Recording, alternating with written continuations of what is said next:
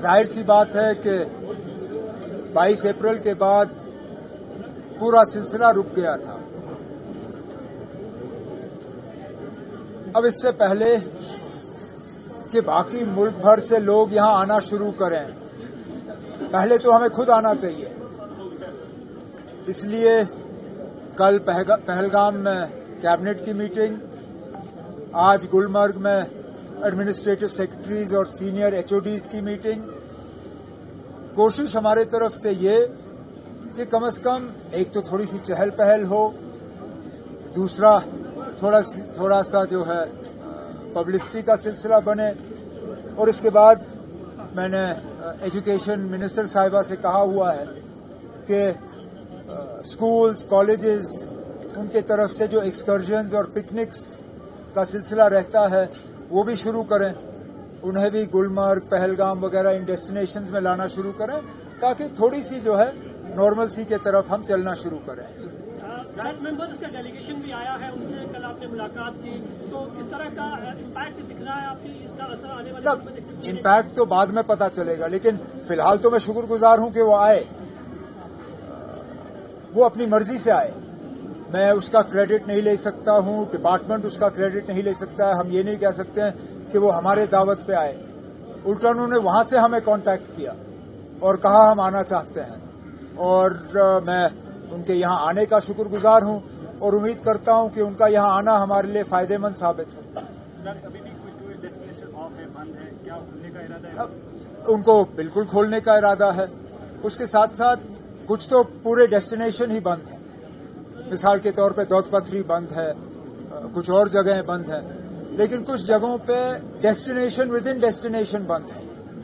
مثال کے طور پہ آپ گلمرگ آ سکتے ہو، لیکن گلمرگ کے آؤٹر سرکولر روڈ پہ نہیں جا سکتے ہو. آپ گلمرگ آ سکتے ہو، ٹنگمرگ آ سکتے ہو، لیکن ٹنگمرگ سے درنگ نہیں جا سکتے ہو. اسی طرح آپ پہلگام آ سکتے ہو، لیکن پہلگام کے پارکس وہ آپ کے لیے بند ہیں. بیتاب ویلی بند ہے. تو اب سیکیورٹی انتظامیہ کے ساتھ میں جانتا ہوں کہ 22 تاریخ کے بعد اس طرح کے اقدامات جو ہیں یہ لینا ہماری مجبوری بنی تھی، لیکن اگر ہم واقعی ٹوریزم کو جو ہے دوبارہ چالو ہوتے ہوئے دیکھنا چاہتے ہیں تو ہمیں آہستہ آہستہ اس لسٹ کو جو ہے ریویو کر کے اس کو چھوٹا کرنا پڑے گا. عمر صاحب، آپ نے بہت سارے دور دیکھے ہیں جب اس طرح کے انسیڈنٹ کشمیر میں ہوئے ہیں، لیکن آپ کو یہ انسیڈنٹ اس سے بالکل مختلف دکھ رہا ہے کہ ٹوریزم کو ریوائیو کرنے میں سمے لگ سکتا ہے؟ اب یہ تو وقت ہی ثابت کرے گا، لیکن پہلے انسیڈنٹس اور اس انسیڈنٹ میں بہت بڑا فرق یہ تو ضرور دیکھنے کو ملا کہ پہلی مرتبہ کشمیر کے لوگوں نے باہر آ کے کسی حملے کی اس طرح نندا کی، اس کی مذمت کی، اور یہ بھی کسی کے کہنے پہ نہیں. حکومت یہ نہیں کہہ سکتی ہے کہ انہوں نے کیا. کوئی سیاسی لیڈر یا سماجی لیڈر یا مذہبی لیڈر یہ نہیں کہہ سکتا ہے کہ یہ ان کی بدولت. یہ لوگ خود بخود آئے، کٹھوا سے لے کے کپوارہ تک، چاہے وہ چناب ہو، چاہے پیر پنچال ہو، چاہے کشمیر وادی ہو، چاہے جموں ہو. ہمارے بڑے شہر، ہمارے چھوٹے شہر، گاؤں میں لوگ باہر آئے اور انہوں نے 22 اپریل کا جو حملہ رہا اس کی مذمت کی. تو پرانے حملوں میں اور اس حملے میں یہ بہت بڑا فرق دیکھنے کو ملا. صاحب، ہم دیکھ رہے ہیں کہ سوشل میڈیا پہ کشمیر بائیکاٹ کا ایک مہم چلایا جا رہا ہے جس میں یہ کہا جا رہا ہے کہ ٹورسٹوں سے کہ وہ کشمیر نہ جائے. آپ کو لگتا ہے کہ اس میں خود پی ایم کو پہل کرنی چاہیے، ان کو مرکزی حکومت کو ضرور اس میں پہل کرنی چاہیے. ان کو اپنے ایجنسیوں کا استعمال کر کے پتا کرنا چاہیے کہ کون سے لوگ ہیں، کیونکہ کشمیر کے لوگوں نے یہ حملہ نہیں کیا.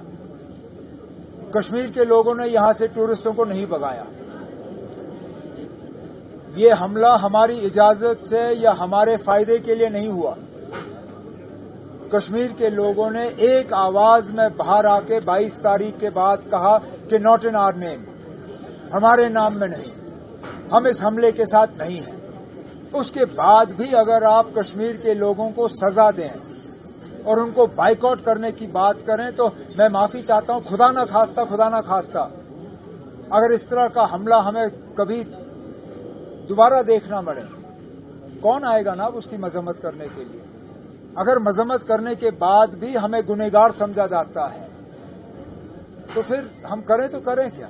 اس لیے میں چاہتا ہوں کہ مرکزی حکومت اس چیز کو جو ہے نظر انداز نہ کریں، وہ اپنی ایجنسیوں کا استعمال کر کے اس میں تحقیقات کر کے اس کیمپین کو روکیں۔ پی ایم کی بات کا ہمیشہ ایک امپیکٹ رہا ہے، آپ پی ایم سے کہیں گے کہ وہ اس طرح کی No more light to be thrown on it.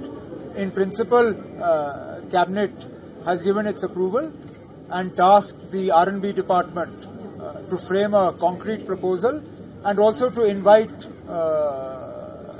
expressions of interest in terms of designs for this memorial. And once it comes, then we'll take it forward from there. You mentioned that there is an elected, unelected, and the central government who has to coordinate in times of crisis. So are you feeling that you cannot handle the crisis? No, it's not that. Is there a It's not that. The fact is that security and law and order is not the responsibility of the elected government. Whose responsibility is it? The Lieutenant Governor. Therefore, clearly, there are three sets of sort of power centers that need to coordinate to ensure that things go smoothly here. I can promote tourism. I can create the infrastructure for tourism. I can ensure that the tourists come and have a good visit. But the security of the tourists currently resides within the powers of the Lieutenant Governor. And that is the point I made, that the union government, the elected government, and the set of government that is represented by Raj Bhavan, we need to work together to ensure that what happened on the 22nd of April doesn't happen again.